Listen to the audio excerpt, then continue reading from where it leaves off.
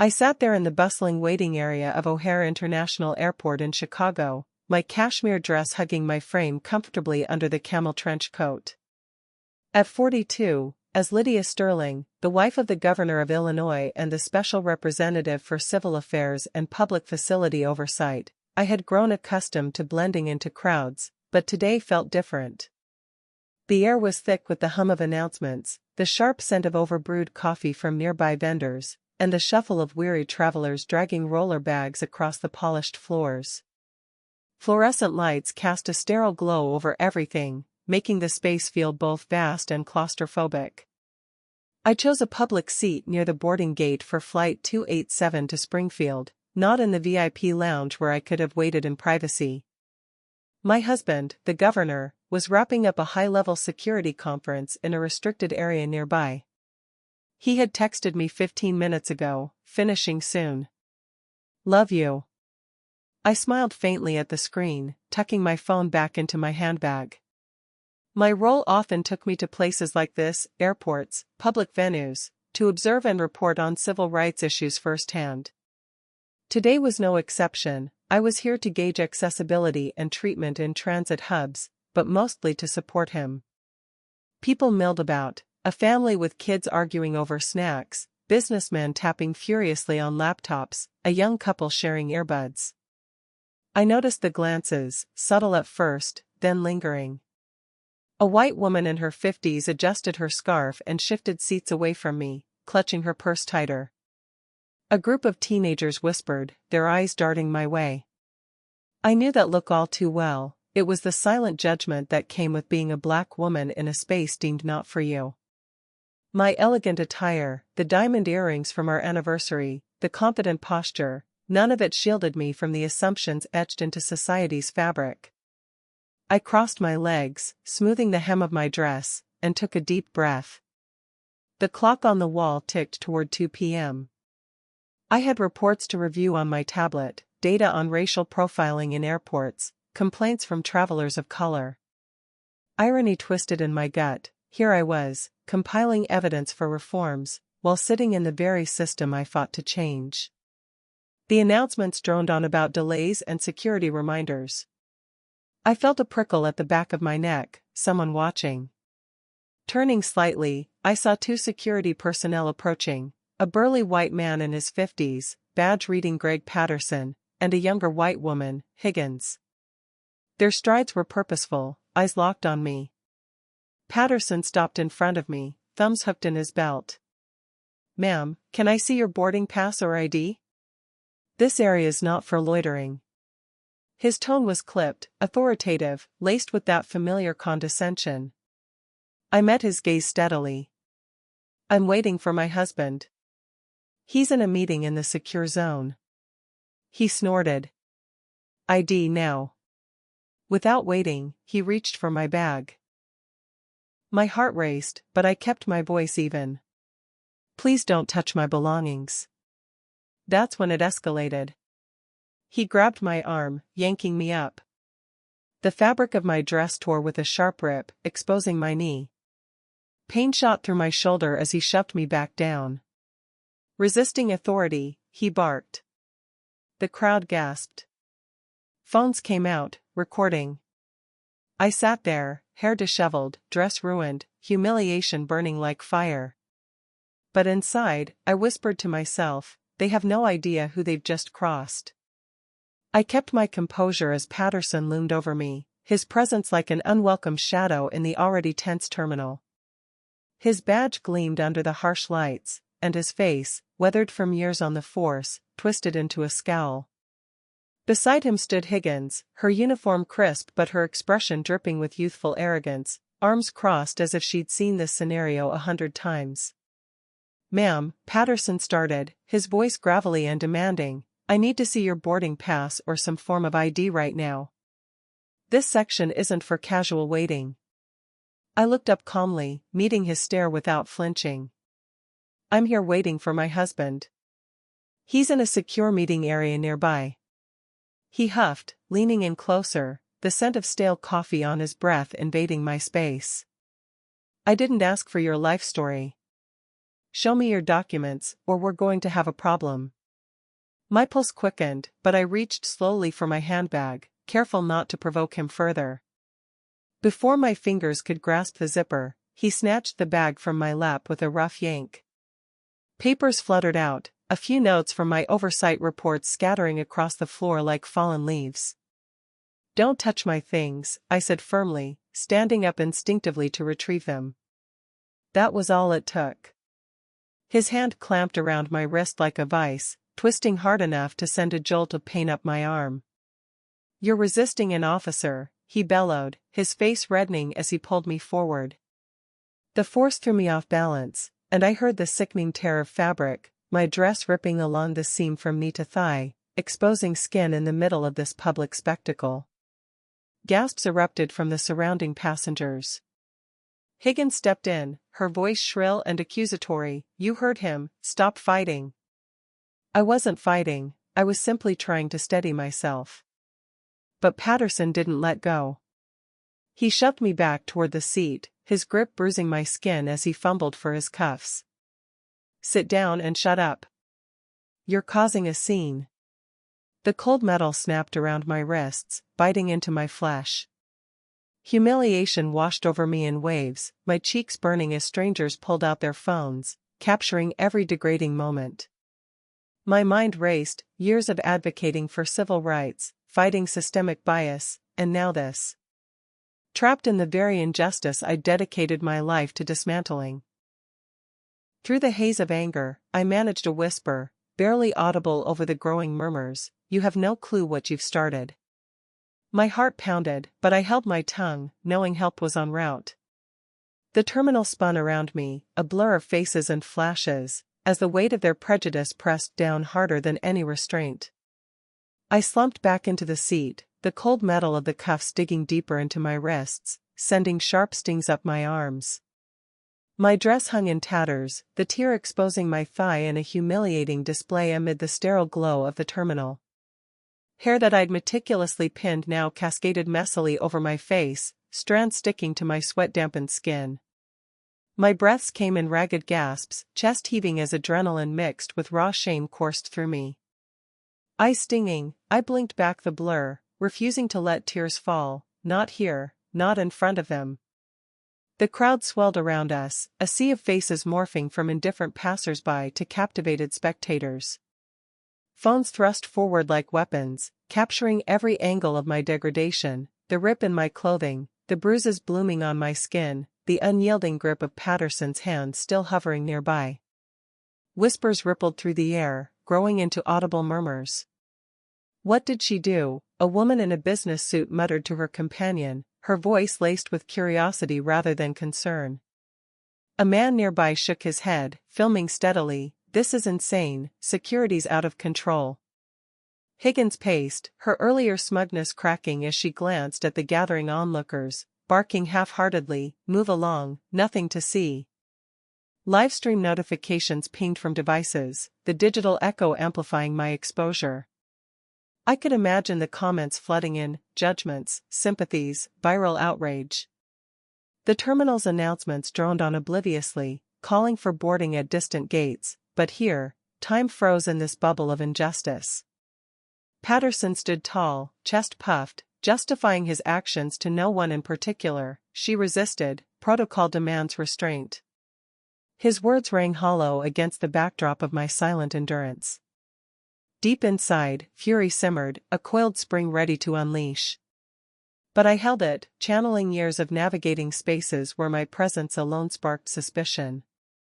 My eyes, reddened from the strain, locked onto Patterson's for a split second. In that gaze, I poured every ounce of restrained power. "You don't know what you've just done," I whispered, my voice low and steady, cutting through the chaos like a blade. The words hung there, a quiet omen amid the turmoil, as the weight of impending consequences settled over the scene. The crowd's bated breath mirrored my own, the air thick with unspoken tension. The murmurs started like a distant hum, swelling into a cacophony that pressed against my ears.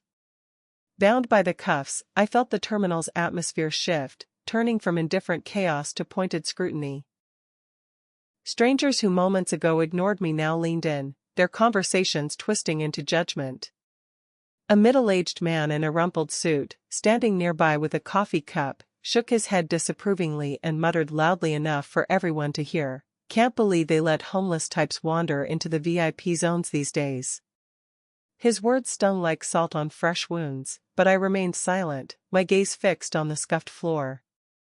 Higgins, emboldened by the growing audience, stepped closer, her lips curling into a sneer. She tilted her head, appraising me with feigned pity. "If you really had a husband waiting, he'd probably not qualify for this area anyway." Laughter bubbled from a few onlookers, sharp and mocking, amplifying the isolation that wrapped around me tighter than the restraints.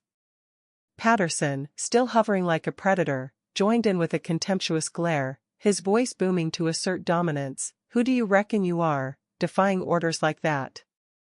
His tone dripped with disdain, as if my mere existence offended him. The crowd's energy fed off their barbs, phones still raised, capturing not just the scene but the escalating ridicule. A young woman in yoga pants whispered to her friend, "She looks out of place, probably trying to sneak in." Another voice chimed in from behind, "Security's just doing their job, some people push boundaries." I sat motionless, the chill of the metal seeping into my bones, my torn dress a constant reminder of vulnerability. Yet, amid the barrage, I lifted my eyes to meet Higgins. Not with rage or fear, but with a piercing depth that seemed to unsettle her for a flicker. My stare was icy, penetrating, as if peering into the fragility of her assumptions. She shifted uncomfortably, averting her gaze first. The insults hung heavy, each one a layer of armor I mentally shed, knowing this storm would pass. Deep down, resilience burned, a quiet fire stoked by countless similar encounters. The whispers continued, but I tuned them out, focusing on the faint vibration of my phone in my confiscated bag, a lifeline ticking closer. After several moments of stifling quiet, broken only by the distant rumble of luggage carts and muffled gate calls, I decided to speak. The sting from the cuffs had dulled into a persistent ache, but my resolve sharpened. I lifted my chin slightly, addressing Patterson directly, my tone measured and deliberate. "I suggest you contact your supervisor, before involving any attorneys." He froze for a beat, then erupted into a guttural laugh that echoed off the high ceilings, drawing more eyes our way. His face contorted with mockery, eyes narrowing as he leaned forward. "My boss is grabbing lunch right now. And your lawyer, assuming you even have one, is probably queuing up for charity handouts somewhere." Snickers rippled through the nearby cluster of observers, a few nodding in agreement as if his quip confirmed their biases. The sound grated against my nerves, each chuckle a fresh barb embedding deeper. Higgins smirked, emboldened, crossing her arms tighter. "Yeah, save the threats for someone who cares." Another wave of derisive amusement followed, phones dipping momentarily as people exchanged glances, their entertainment at my expense evident. I didn't retort. Instead, I inclined my head just enough to dislodge a stray curl from my forehead, the motion deliberate and composed. My fingers, though restricted, flexed subtly against the restraints, a silent reminder of my restraint. Internally, a storm brewed, memories of boardrooms where I'd dismantled policies of discrimination, hearings where my voice had swayed outcomes. This petty display of power was nothing new, but it fueled a quiet determination. I knew the wheels were turning elsewhere, my earlier subtle signal to the discreet agent in the crowd had set things in motion. The laughter faded into awkward shuffles as some spectators shifted uncomfortably, perhaps sensing the undercurrent of unease in my unwavering calm. Patterson straightened, wiping a hand over his mouth, but his bravado cracked faintly, a twitch in his jaw, a glance toward Higgins for reinforcement. She avoided my eyes now, fidgeting with her radio clip. The terminal's clock ticked onward, each second amplifying the invisible pressure building. I exhaled slowly, focusing on the horizon through the vast windows, where planes taxied like distant promises.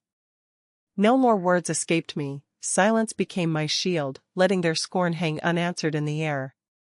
Just then, amid the lingering echoes of their mockery, a figure slipped through the throng, a man in a sleek black suit, mid-30s build, moving with purposeful discretion. He positioned himself subtly behind the cluster of gawkers, his earpiece glinting under the overhead glare, connected to what looked like federal-grade comms. His gaze locked onto me instantly, sharp and assessing, as if scanning for confirmation. He paused, a brief hesitation crossing his features, then bowed his head slightly, murmuring into the device, confirming Identity 367A. Secure protocol in effect. Notify the governor's liaison team immediately. His words were hushed, barely audible over the ambient din of footsteps and chatter, but my trained ear caught every syllable. No one else seemed to notice. Patterson was too busy scanning the area for backup, and Higgins fidgeted with her clipboard, oblivious. Our eyes met in that instant, a fleeting connection across the divide. Recognition flickered in his expression, a nod to my status without a single spoken exchange.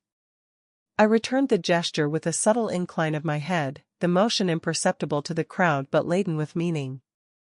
Relief seeped in, a cool trickle amid the heat of indignation, easing the knot in my chest. Help was mobilizing, this ordeal's end loomed closer. The man melted back into the shadows, vanishing as swiftly as he'd appeared, leaving only the faint buzz of his departure. Around me, the spectators remained fixated on the spectacle, unaware of the shift underway. A child tugged at her mother's sleeve. Why is she tied up? The woman hushed her quickly, pulling her away. Patterson paced now, his earlier confidence waning as he glanced at his watch, perhaps sensing an undercurrent he couldn't pinpoint. I drew a steady breath, the restraints chafing less insistently now that momentum favored me. My thoughts raced ahead, protocols activating, calls routing through secure channels, my husband's office alerted. The terminal's vast windows framed departing aircraft, symbols of escape, mirroring my internal pivot from victim to orchestrator. No more enduring their barbs in isolation, the machinery of authority I'd helped build was turning against this injustice. Silence enveloped me anew, but this time it carried promise, a prelude to reckoning. Patterson whirled around, his boots squeaking on the tile as he snatched his radio from his belt. His fingers jabbed the buttons frantically, the device crackling to life under his grip. "This is Patterson at Gate C12, he snarled into the mouthpiece, his voice amplified enough to slice through the murmurs. "Requesting internal security backup immediately. We've got a disruptive passenger here, high risk for escalation." Higgins flanked him, her stance widening as she planted her feet firmly, eyes raking over me from my disheveled hair to the exposed tear in my skirt. She uncrossed her arms only to gesture sharply toward me, her tone laced with venom. "We'll hold her right here. If she doesn't comply fully, we'll wheel her out on a stretcher, no clearance needed from anyone." Their words landed like blows, each one intensifying the pressure in my chest. Seated there, wrists raw from the bindings, fabric clinging awkwardly to my skin where dust and sweat mingled, I felt a tremor ripple through my body, not from fear, but from a surging wrath that threatened to erupt. My muscles tensed, every fiber protesting the indignity, yet I clamped down on it, drawing from reservoirs of patience honed over decades in advocacy roles. The terminal air grew thicker, charged with their escalating aggression, as if the space itself conspired to suffocate me. Patterson paced a tight circle, radio still clutched like a lifeline, his free hand gesturing wildly. "She's been non-compliant from the start, possible threat to operations. Move fast." His eyes darted back to me, narrowing with suspicion, as if my silence fueled his paranoia. Higgins nodded vigorously, stepping even closer, her shadow falling across my lap. "You heard him, sit tight, or we'll make this official with restraints upgrade." Internally, turmoil raged, visions of similar incidents I documented in reports, faces of those without my privileges enduring worse. My breath steepened, deliberate, to steady the storm. The crowd's whispers intensified, some edging closer, others retreating as the scene turned volatile. A faint metallic taste filled my mouth from biting my lip, but I held firm, gaze unwavering on the distant tarmac visible through the glass. Their threats hung heavy, pushing the confrontation toward a breaking point, yet I sensed the tide shifting subtly, their overreach would soon unravel them. Waiting became my weapon, each second a step closer to exposure. A woman in her 50s, dressed in a tailored blazer, pulled out her device and began recording, her expression furrowed with indignation. She leaned toward a nearby companion, her voice rising above the hum. "I have no idea who she is, but this treatment is outrageous. She hasn't even raised her voice once." The comment sparked a ripple, heads turning as more people paused their routines. A barista from the adjacent coffee stand, wiping her hands on an apron, leaned close to her colleague and murmured, "I spotted her earlier with an escort, looked official. Maybe she's not just anyone." Whispers spread like wildfire, fragments reaching my ears despite the din. A TSA agent in his 30s, badge pinned neatly, lingered at the edge of the perimeter, his brow creased as he studied me. He muttered to himself, barely audible, "I've seen her face in reports, could it be?" Doubt seeped into the atmosphere, thickening it further. Patterson's radio crackled with static, his commands growing clipped as he sensed the shift. Higgins glanced around, her posture stiffening, as if the crowd's murmurs eroded her certainty. A father with a toddler on his hip shook his head, addressing no one in particular. "This seems excessive, why the aggression?" I remained seated, the bindings chafing my skin, every breath a conscious effort to maintain poise. Their skepticism fueled a quiet vindication within me. The seeds of questioning took root, challenging the narrative these guards had imposed. A student with earbuds dangling stepped forward hesitantly, her backpack slung low. "Hey, is this really necessary?" "She looks harmless." The agent's eyes widened slightly, a spark of realization dawning as he pulled out his own communicator, fingers hovering. "Hold on," he said under his breath, "this might be bigger." Patterson barked at him, "Stay out of it, this is handled." But the hesitation lingered, the crowd's unease palpable now, phones multiplying like spotlights on a stage. Tension coiled tighter, the terminal transforming into a pressure cooker. My thoughts anchored on protocol, reinforcements inbound, identities verifying. A elderly couple exchanged glances, the man whispering, "Reminds me of those stories, wrong assumptions leading to scandals." Their words hung, amplifying the undercurrent of unease. Higgins shifted her weight, avoiding direct confrontation, while Patterson's gaze darted, his authority fracturing under collective scrutiny. I drew strength from the evolving dynamic, the balance tipping subtly. "No, please," escaped me, observation sufficed. The murmurs evolved into bolder queries. "What's her story?" someone asked aloud. The agent's device beeped softly, his face paling as he absorbed incoming data. The air crackled with anticipation, the scene poised on the brink of revelation. I raised my head slowly, the weight of the moment pressing on me like an invisible force. Despite the chaos, my disarrayed locks framing my face, the fabric gaping awkwardly, and the persistent throb from the bindings, I spoke with unwavering clarity, each word deliberate and resonant. "I won't make another call. You all should prepare your internal reports, before the governor's team arrives." The phrase hung in the air, slicing through the murmurs like a sudden gust. Patterson's smirk faltered for a fraction, then twisted into a derisive grin. He tilted his head back, letting out a scoff that reverberated off the walls. "Which governor? Here, you're just a detainee, not some dignitary." But the impact rippled outward. A hush fell over the onlookers, broken only by sharp intakes of breath. The woman with the blazer paused her recording, her eyes widening as she repeated softly to her friend, "Governor's team?"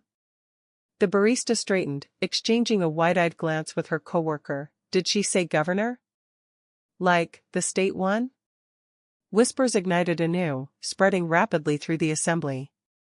The TSA agent inched forward, his communicator now in hand, fingers trembling as he keyed in a code. "This changes everything," he breathed to himself, his earlier suspicion crystallizing into alarm. The father hoisted his child higher, murmuring, "If she's connected to officials, this could blow up big." The student adjusted her strap, leaning in. "Sounds like she's important, why didn't they check first?" Tension thickened, the space buzzing with speculation. Higgins paled, her bravado evaporating as she scanned the faces, realizing the narrative had pivoted. Patterson's posture stiffened, his radio forgotten in his grasp, as beads of perspiration formed on his brow. He shot me a glare, but uncertainty flickered in his eyes, a crack in his facade. Internally, satisfaction bloomed amidst the turmoil. My statement, simple yet loaded, had planted doubt, eroding their control. I'd felt this shift before, in courtrooms advocating for marginalized voices, in meetings dismantling biased policies.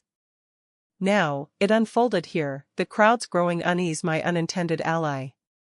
A businessman in the back pulled out his tablet, typing furiously, "This might hit the news, governor's involvement?"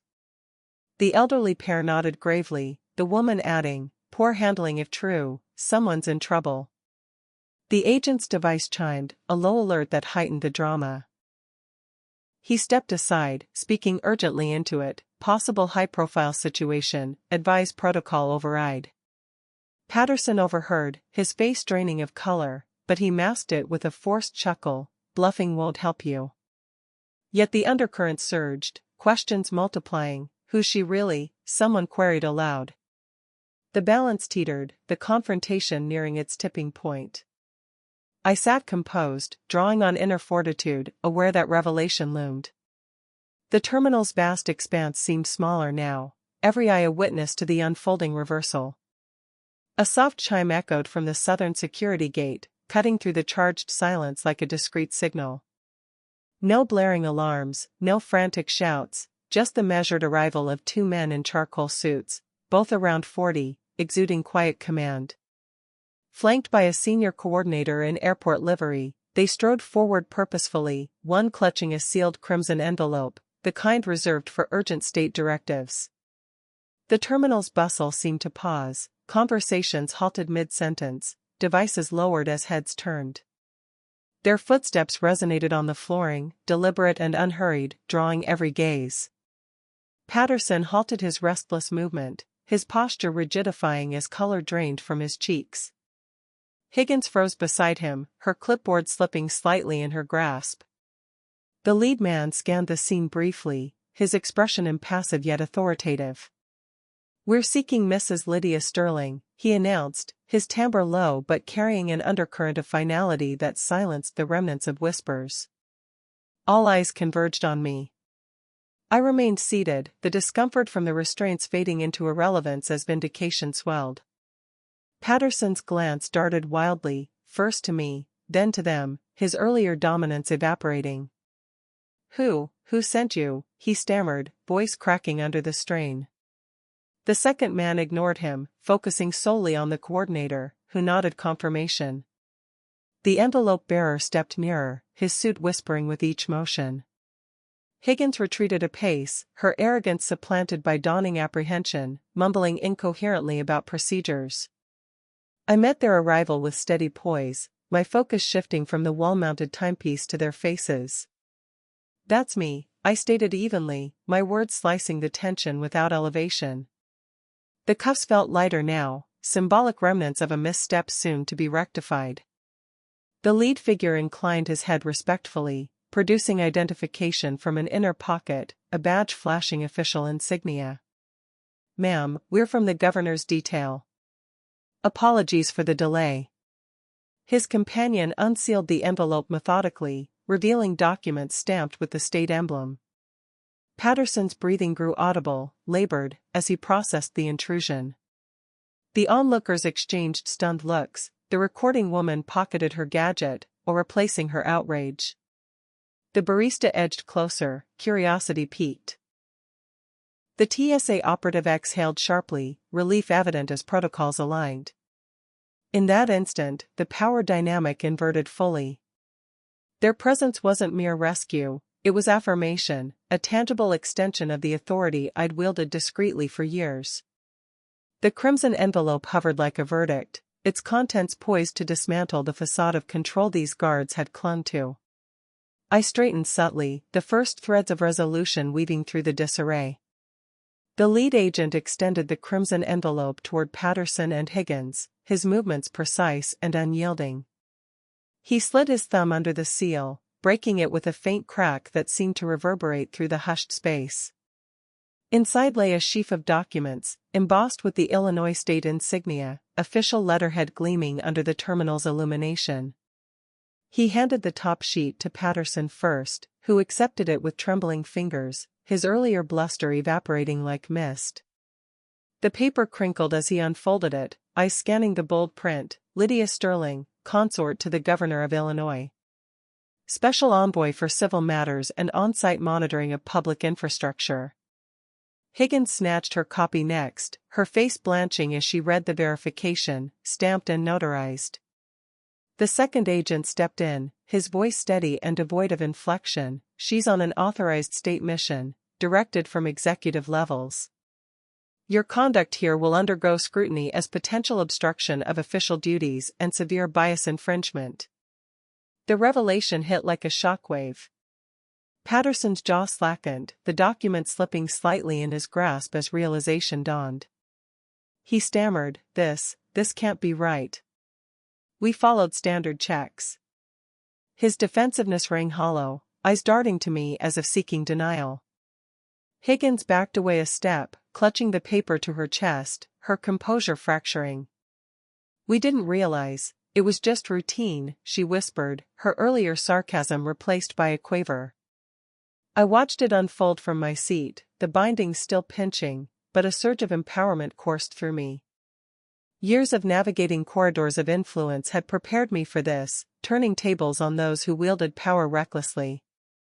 The crowd inhaled collectively. The blazer-clad woman lowered her device, murmuring, "Governor's wife? This is explosive." The barista's eyes widened, her apron forgotten as she absorbed the twist.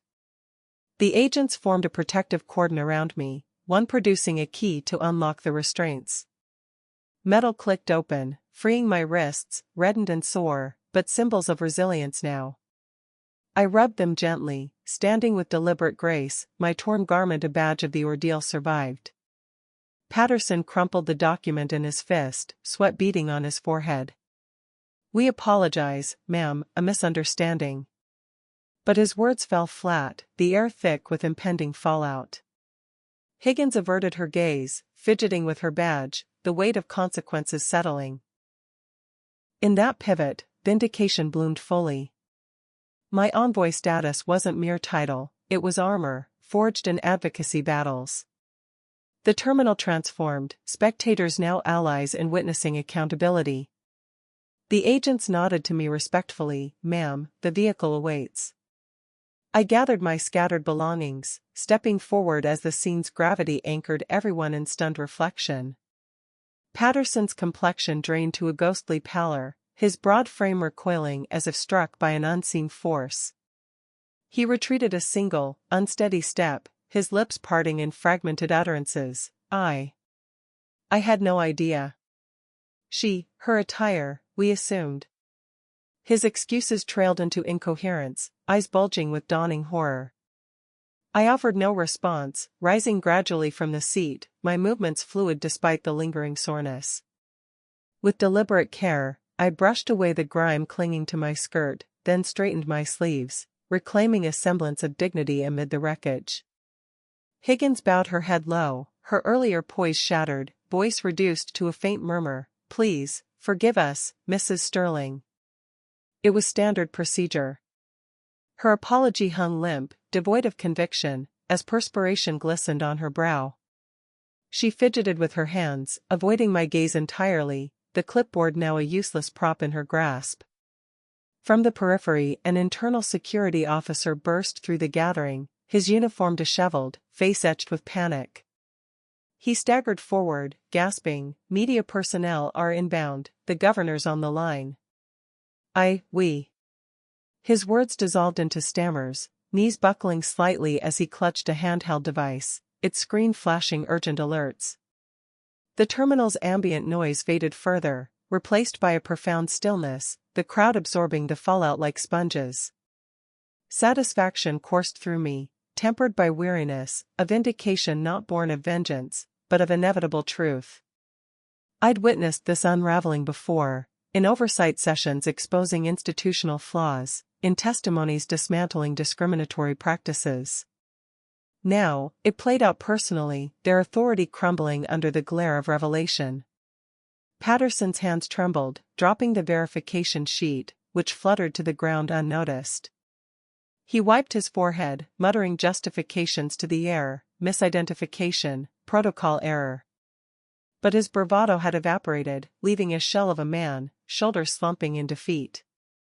Higgins backed away further, colliding with a luggage cart, her apologies repeating in a loop, "We meant no harm, just following guidelines." Tears welled in her eyes, the realization of career-ending repercussions hitting hard. The officer from operations collapsed into a nearby chair, hyperventilating. "The press vans are parking, calls flooding in, what have we done?" I stood taller, the agents flanking me protectively, their presence a shield. Whispers resumed among the witnesses, the blazer woman pocketing her gadget with a nod of approval, the barista exhaling in relief. Empathy stirred within me for the bystanders, but for these perpetrators, only the cold weight of accountability. The scene's energy inverted fully, their downfall a mirror to the injustices I'd long combated. As the first media flashes appeared at the gates, I prepared to step away, leaving their collapse in my wake. 30 minutes later, with journalists corralled at the perimeter and curious bystanders dispersed by stern directives, I walked deliberately through the security checkpoint. No barriers impeded me now, the path cleared as if by unspoken decree. Glances averted, staff and lingering travelers alike shied from meeting my eyes, their earlier fascination replaced by palpable discomfort. Patterson and Higgins stood frozen, rigid as monuments, perspiration soaking through their collars. The ones who'd restrained me, shredded my garment, now embodied defeat, their postures slumped in silent admission. I spared them no backward glance, no parting words. Forward momentum carried me, the terminal's hush enveloping like a cloak. Outside, the government-issued black SUV idled curbside, engine humming softly under the afternoon sun. Agents flanked the vehicle, doors ajar in readiness. Yet I paused, not hastening aboard. Instead, I lingered for several breaths, tilting my face upward to the azure expanse overhead. Crisp air filled my lungs, a full, unhindered inhalation reclaiming what had been stripped away, dignity eroded by those tasked with safeguarding it. A gentle breeze stirred, lifting the frayed edges of my skirt, exposing the ragged split at my knee once more. I made no move to conceal it, the imperfection served as a deliberate emblem, a testament to endured violation. Scars, visible or otherwise, demanded acknowledgement, not erasure. They fueled the reforms I'd championed, reminders of systemic fractures needing mending. The sun warmed my skin, contrasting the chill of confinement I'd just escaped. Thoughts swirled, the irony of my role, overseeing public equity, thrust into this personal trial. Empowerment surged, not from retribution, but from resilience forged in advocacy's fires. The agents waited patiently, one murmuring into a headset, coordinating the next phase. I straightened my coat, smoothing the lapels with steady hands. The ordeal's echoes faded, supplanted by purpose renewed. With a final, deep exhale, I approached the SUV, ready to depart this chapter. The door closed behind me with a solid thud, sealing the transition from victim to victor. As the vehicle pulled away, the airport receded in the rearview, a symbol of battles won and those yet to come. As I approached the SUV, a young woman in a faded blue uniform darted toward me, her mop bucket abandoned nearby. She appeared in her early 20s, skin a warm brown hue like mine, her hair tied back in a simple ponytail. Her shoes squeaked on the pavement as she halted, clutching an outdated smartphone with shaking hands. "Ma'am," she panted, glancing over her shoulder at the distant terminal entrance, "I recorded it all, the part where they dragged you. The shove, the rip in your clothes. I wasn't planning to post it anywhere. But now, I'm keeping it as proof that fairness can still win out." Her eyes shone with a mix of awe and determination, the device extended like an offering. I paused, the breeze tugging at my coat, and met her gaze. A softness eased into my expression, no words needed to convey gratitude. In that instant, solidarity bridged us, two women of color navigating worlds designed to diminish us. She represented the unseen allies, the ones capturing moments that ignited change. I nodded gently, a silent affirmation. "Thank you," I murmured, my voice steady despite the day's toll. Her recording wasn't just evidence, it symbolized resistance, a digital testament to endurance. She smiled faintly, tucking the phone away, her posture straightening as if empowered by the exchange. As she turned back to her duties, I felt a profound connection. Battles like mine weren't solitary, they echoed in the actions of everyday witnesses. Her courage mirrored my own advocacy work, documenting inequities to fuel reform. The SUV door opened, but I lingered a second longer, absorbing the encounter. It reinforced my mission, exposing flaws in public systems, ensuring no one faced such degradation alone. Climbing into the vehicle, the engine's purr signaled departure. Through the tinted window, I watched her resume pushing the cart, a quiet hero in the shadows. Her gesture lingered, a spark amid the aftermath, reminding me that transformation stemmed from collective vigilance. The airport faded behind us, but the day's lessons propelled me forward, resolute. 1 week later, the image captured that fateful afternoon became emblematic, a frozen frame of me standing defiant at the terminal gate, skirt torn at the seam, wrists marked with faint purple welts, yet my gaze steady and unyielding. It circulated first through social channels, then news outlets, sparking debates on equity in public spaces. My husband, leveraging his position, transformed the incident into fuel for a statewide initiative, a comprehensive overhaul of airport security protocols, emphasizing anti-bias training and civilian oversight. The photograph morphed into a campaign poster, plastered across billboards, transit ads, and digital screens in government buildings. Beneath the stark visual, a single line etched in bold: "You don't need to know who they are. You only need to know how to treat them as human." I stood before one such display in a Springfield conference hall, the room filled with policymakers, activists, and survivors sharing testimonies. The poster loomed large, a mirror to my ordeal, but also a beacon.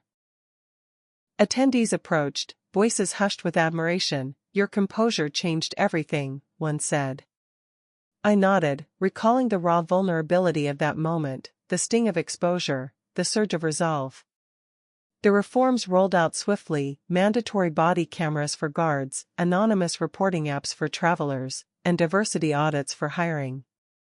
Complaints dropped in pilot programs, proving data-backed progress. Yet, personal echoes lingered, nightmares revisited the cuffs bite, the crowd stares. Therapy sessions unpacked the trauma, reinforcing my advocacy's core: vulnerability as catalyst. In quiet evenings, I'd trace the faded bruises on my skin, symbols of endurance. The campaign's slogan resonated beyond policy, it humanized the abstract, urging empathy over assumption. Strangers emailed thanks, sharing their stories, forging a network of resilience. That single frame didn't just expose flaws, it ignited transformation, reminding society that dignity isn't earned, it's inherent. As the initiative expanded nationally, I carried forward, voice amplified, ensuring no one endured isolation in the face of prejudice.